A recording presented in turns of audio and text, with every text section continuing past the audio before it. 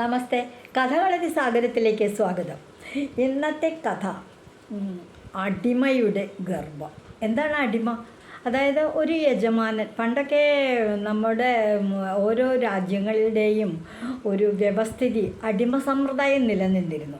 അതായത് തങ്ങളുടെ രാജകീയമായ തങ്ങളുടെ കൊട്ടാരം വൃത്തിയാക്കുന്നതിനും കൃഷിസ്ഥലങ്ങളൊക്കെ കൃഷി നടത്തുന്നതിനും കന്നുകാലികളെ വളർത്തുന്നതിനും ഒക്കെ സാമ്പത്തികമില്ലാത്ത ധനസൗകര്യം ഇല്ലാത്തവരെയൊക്കെ കൂലിക്ക് പണിക്കെടുക്കും. അവരെ ചില കുടുംബങ്ങളെ മുഴുവൻ അടിമയായിട്ടെടുക്കും. അപ്പോൾ ആ കുടുംബത്തിലുള്ളവരെല്ലാം യജമാനനെ പെട്ടിരിക്കണം. പ്രത്യേകിച്ച് ഈ അറബി നാടുകളിലൊക്കെയാണ് അടിമ സമ്പ്രദായം നിലനിന്നിരുന്നത്. ഇവിടെ അങ്ങനെയുള്ള ഒരു അടിമ, അതായത് ഒരു പ്രഭുവിൻ്റെ സാമർഥ്യം, അദ്ദേഹത്തിൻ്റെ ധനസ്ഥിതിയൊക്കെ മനസ്സിലാക്കുന്നതിന് എത്ര അടിമകൾ അദ്ദേഹത്തിനുണ്ട്, എത്ര കന്നുകാലികളുണ്ട്, എത്ര കൃഷി സമ്പത്തുണ്ട് എന്നൊക്കെ കണക്കാക്കുന്നത് പോലെ, എന്തുമാത്രം സ്വർണമുണ്ട് എന്നൊക്കെ കണക്കാക്കുന്നത് പോലെ തന്നെ ഒരു അളവ് പോലായിരുന്നു അടിമകളുടെ എണ്ണവും. ഇത്തരത്തിലുള്ള ഒരു ബനാറസിലെ ഒരു ഭൂപടി, പണ്ട് നമ്മളിപ്പോൾ ജാതക കഥകളാണല്ലോ മനസ്സിലാക്കിക്കൊണ്ടിരിക്കുന്നത്. ഈ ജാതക കഥകളിലെ ബോധിസത്വൻ ഒരിക്കൽ ബനാറസിലെ, അതായത് കാശിയിൽ തന്നെ, ഉത്തരകാശിയിലെന്ന് മാത്രം, ഉത്തരകാശിയിൽ ഒരു ഭൂ ഉടമയായിട്ട് ജനിച്ചു. അദ്ദേഹം വളരെ ധനാഢ്യനായിരുന്നു. അദ്ദേഹത്തിന് ധാരാളം കൃഷിസ്ഥലങ്ങളുണ്ട്, ധാരാളം കന്നുകാലി സമ്പത്തുണ്ട്, പിന്നെ ആടുകളെ വളർത്തലുണ്ട്. ഇതൊന്നും കൂടാതെ പഴത്തോട്ടങ്ങളുണ്ട്. അദ്ദേഹത്തിന് സ്വന്തമായിട്ട് ചില ക്ഷേത്രങ്ങളൊക്കെയുണ്ട്. അദ്ദേഹത്തിന് കുറച്ച് പ്രായമായിട്ട് ഇതിലൊക്കെ ശ്രദ്ധിച്ചിട്ട് അദ്ദേഹം വിവാഹം കഴിക്കാൻ അങ്ങ് ഇത്തിരി ഒന്നങ്ങൾ ആമാന്തിച്ചു കഴിഞ്ഞാൽ അച്ഛനമ്മമാരെയൊക്കെ നോക്കി സഹോദരങ്ങളെയൊക്കെ സംരക്ഷിച്ച് അങ്ങനെയായിട്ട് ഈ ഭൂവുടമ അദ്ദേഹത്തിൻ്റെ പേര് എനിക്ക് തോന്നുന്നു ചാരുദത്തൻ. ആ ചാരുദത്തൻ വിവാഹം കഴിക്കാൻ ഒരുപാട് വൈകി എന്ന് പറഞ്ഞാൽ അദ്ദേഹത്തിന് പ്രായമായി. സംഗതി വശാൽ ഒത്തു വന്ന കല്യാണം നടത്തിയപ്പോൾ അദ്ദേഹം ചെന്ന പെൺകുട്ടിയെ കണ്ട അദ്ദേഹത്തോട് ഇങ്ങോട്ടും ഇഷ്ടം തോന്നി.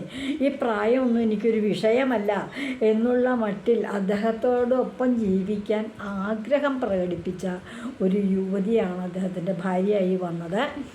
അവർ അതീവ സുന്ദരിയായ ഒരു സ്ത്രീയായിരുന്നു. മാത്രമല്ല അദ്ദേഹത്തിൻ്റെ നേർപകുതി വയസ്സ് പോലുമില്ല. 42ാമത്തെ വയസ്സിൽ നമ്മുടെ ഭൂവുടമ വിവാഹം കഴിക്കുമ്പോൾ ആ പെൺകുട്ടിക്ക് 18 വയസ്സേ ഉള്ളൂ.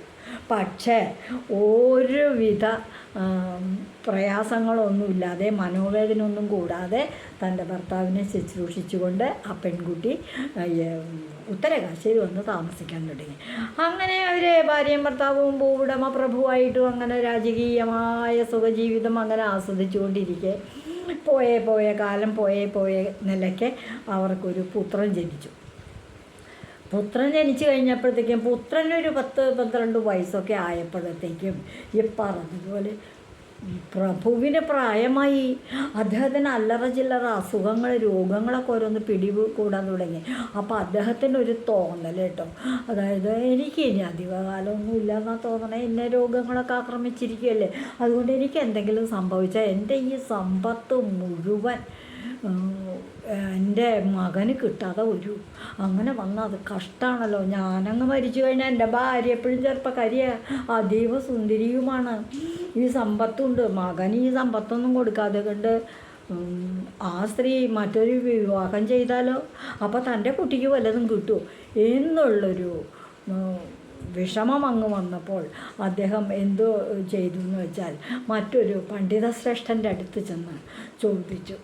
അദ്ദേഹം ഒരു പ്രഭു തന്നെയാണ്, ബോധിസത്വന് വളരെ അടുപ്പമുള്ളവനൊക്കെയാണ്. അവിടെ ചെന്ന് ചോദിച്ചു, എനിക്കിങ്ങനൊരു ദുഃഖമുണ്ട്, എനിക്കാണെങ്കിൽ പ്രായമായി ചില രോഗങ്ങളൊക്കെ വന്നുകൂടി, ഞാൻ ഒരുപാട് വൈകിട്ടാണ് വിവാഹം ചെയ്തത്, എൻ്റെ പുത്രൻ എന്താ ചെറിയ കുട്ടി, എനിക്കെന്തെങ്കിലും സംഭവിച്ചാൽ എൻ്റെ സമ്പത്ത് മുഴുവൻ എൻ്റെ മകന് തന്നെ കിട്ടാവുന്ന വിധത്തിൽ എന്തെങ്കിലും ഒരു സൗകര്യം എനിക്ക് ചെയ്തു വയ്ക്കാൻ പറ്റുമോ എന്ന് അന്വേഷിച്ചു.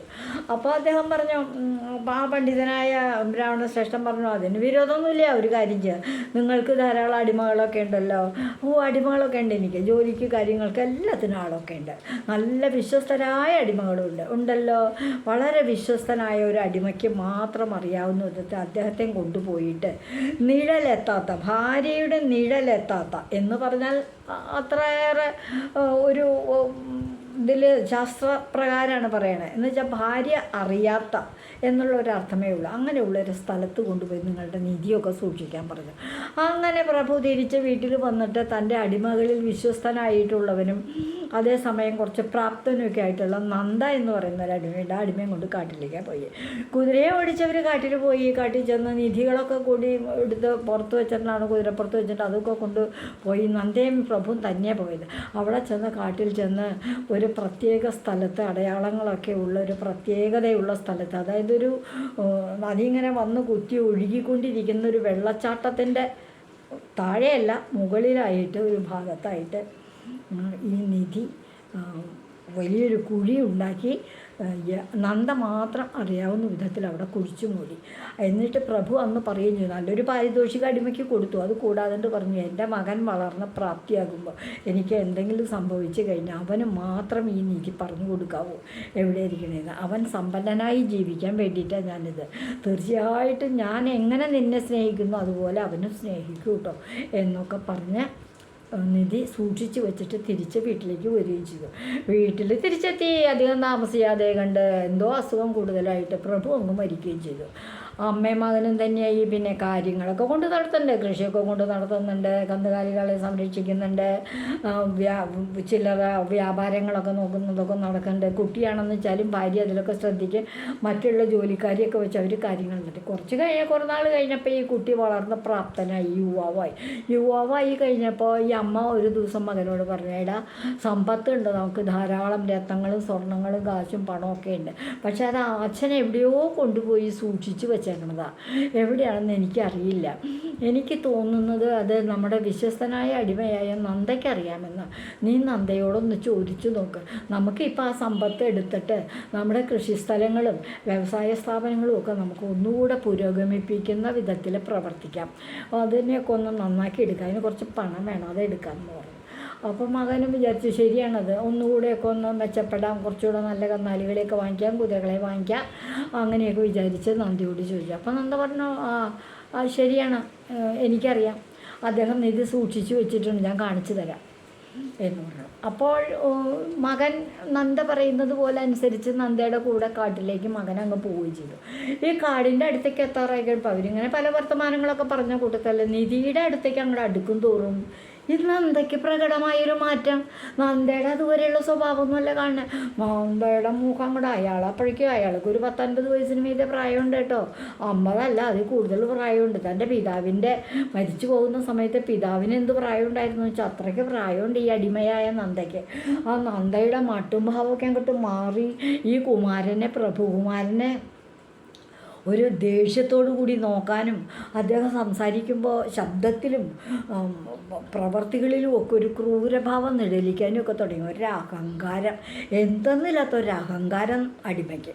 അപ്പോൾ തന്നെ ഈ പ്രഭുകുമാരന് തോന്നി, അടിമകൾ ഇങ്ങനെ അഹങ്കാരം പാടുള്ളൂ, എന്തൊരു കഥയാണ്. അങ്ങനെ ഈ നിധി സൂക്ഷിച്ച് വെച്ചേക്കണേൻ്റെ അവിടെ അടുത്ത് ചെന്നിട്ട് അവിടെ എത്തി കഴിഞ്ഞപ്പോൾ പറഞ്ഞു, എവിടെയാ അടിമേ, എവിടെയാണ് നന്ദ, എവിടെയാണ് നിധി അച്ഛൻ സൂക്ഷിച്ചിരിക്കുന്നത്, എനിക്ക് പറഞ്ഞു തന്നൂടെ എന്ന് ചോദിച്ചു. ഞാനിപ്പം നിധി പറഞ്ഞു തരുമല്ലേ, നടക്കടാ വീട്ടിലേക്ക്. നിധിയൊക്കെ സൂക്ഷിച്ച് വെച്ചെടുത്ത് അവിടെ ഇരുന്നോട്ടെ, നിന്നോട് പറയാനൊന്നും എന്നോട് അച്ഛൻ പറഞ്ഞിട്ടില്ല എന്നും നല്ല നാട്ടപ്പുറം നുണയങ്ങോട്ട് പറഞ്ഞെങ്കിൽ എന്ന് പറയല്ല. നന്ദ ഇങ്ങോട്ട് തിരിഞ്ഞു നടന്നു വീട്ടിലെത്തി കഴിഞ്ഞപ്പോൾ ഇവിടെ വന്നപ്പോൾ അമ്മ ചോദിച്ചു, എന്തായി മകനെ, നിധി കിട്ടിയെന്ന് ചോദിച്ചു. ഒക്കെ പറയാം അമ്മേ എന്നും പറഞ്ഞ് പ്രഭുകുമാരൻ അകത്തേക്ക് പോയി. നന്ദ അവിടെ ചെന്നപ്പോൾ പഴയ പോലെ തന്നെ അടിമയെ പോലെ തന്നെ ജോലികളൊക്കെ ചെയ്തു, കാര്യങ്ങളൊക്കെ നോക്കി നടന്നു.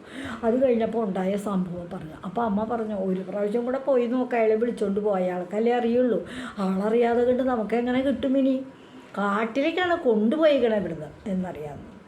അങ്ങനെ വീണ്ടും നന്ദയും കൊണ്ടുപോയിട്ട് ഈ നേരത്തെ ഉണ്ടായ അതേ സംഭവം തന്നെ നിധി സൂക്ഷിച്ചിരിക്കേണ്ട അടുത്ത് എത്തുമ്പോഴത്തേക്ക് നന്ദയുടെ മട്ടും ഭാവമൊക്കെ അങ്ങോട്ട് മാറി. അയാൾക്ക് എന്തെന്നില്ലാത്ത ദേഷ്യം പ്രഭുകുമാരനോട്, അയാളെ ആക്ഷേപിക്കുക, പരിഹസിക്കുക. നിധി തേടി വന്നേക്കണു ഇപ്പോൾ ഒരാൾ, കണ്ട കാലം ഞാൻ എവിടെയായിരുന്നു, തനിക്ക് പണിയെടുത്ത് ജീവിച്ചാലെന്താ എന്നൊക്കെ പറഞ്ഞ് ആക്ഷേപിക്കാനൊക്കെ തുടങ്ങി. അപ്പോഴും പ്രഭുകുമാരൻ വിചാരിച്ചു, നന്ദയ്ക്ക് എന്താ ഇവിടെ വരുമ്പോൾ ഒരു മാറ്റം വരണേ, എന്തായാലും എനിക്ക് ഒരു തിരിച്ച് പോരുമ്പോൾ തിരിച്ച് വീട്ടിൽ പോകാമെന്ന് പറഞ്ഞ് നിർബന്ധമായിട്ട് നിർബന്ധിച്ച് ഈ അടിമ നന്ദ കൊണ്ടുവരിക വീട്ടിലേക്ക്. വരുമ്പോൾ അപ്പോൾ ഈ പ്രഭുകുമാരൻ ഒന്ന് തീരുമാനിച്ചു, ഏതെങ്കിലും പണ്ഡിതന്മാരുമായിട്ട് ഞാനൊന്ന് ആലോചിക്കുന്നുണ്ട്, എന്താ നന്ദയ്ക്ക് ഇങ്ങനെ നിധി ഇരിക്കണം എൻ്റെ അടുത്ത്, കാട്ടിലെത്തുമ്പോൾ ഈ ഭാവമാറ്റം എന്നൊന്നറിയണമല്ലോ എന്ന് കരുതി. ഇവിടെ വന്ന് അമ്മയോട് പറഞ്ഞു, അമ്മയെ കഴിഞ്ഞവണത്തെ പോലെ തന്നെ നിധിയൊന്നും കിട്ടിയില്ല, അയാൾ പറയണില്ല. അവിടെ ചെല്ലുമ്പോൾ ഈ ആളേ അല്ല, ആളൊക്കെ എന്തോ കാര്യമായ മാറ്റം വരികയാണെന്ന് പറഞ്ഞു. അതുകൊണ്ട് ഞാനൊരു പണ്ഡിതശ്രേഷ്ഠനെ കണ്ട്, ഉത്തമനായൊരു ബ്രാഹ്മണനുണ്ട് ഉത്തരകാശിയിൽ, അദ്ദേഹത്തെ കണ്ടിട്ട് എന്താ ഈ മാറ്റത്തിൻ്റെ കാര്യം എന്നൊന്ന് ചോദിക്കാമെന്ന് പറഞ്ഞു പോയി.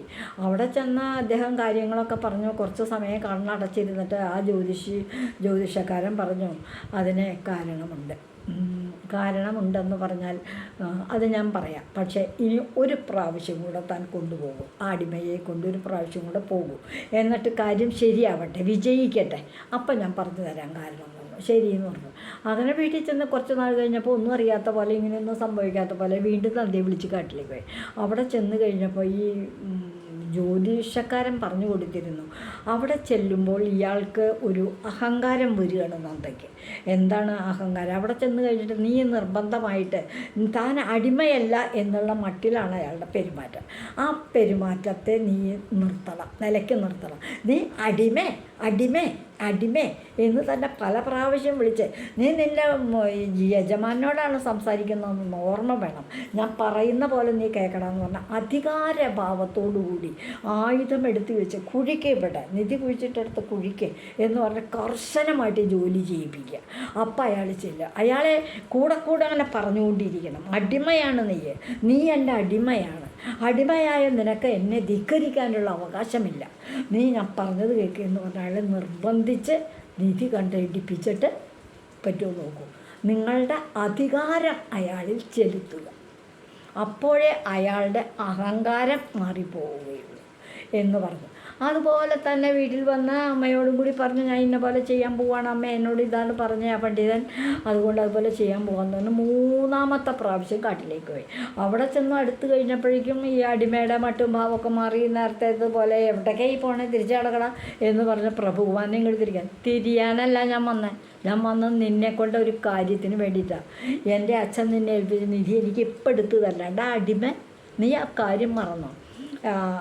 അടിമയോട് എൻ്റെ അച്ഛൻ എന്താ പറഞ്ഞത്, എടാ അടിമ എടുക്കട, തുമ്പ എടുക്കട എന്നും പറഞ്ഞ് വളരെ കർശനമായിട്ട് അയാളെ ശാസിച്ച് അങ്ങനെ കുഴിയൊക്കെ കുഴിച്ച് ഇതൊക്കെ എടുത്തു, നിധിയൊക്കെ കണ്ടെത്തി കിട്ടി. തിരിച്ച് അടിമയെ കൊണ്ട് തന്നെ നിധി ചോദിപ്പിച്ച് വീട്ടിലേക്ക് വരികയും ചെയ്തു.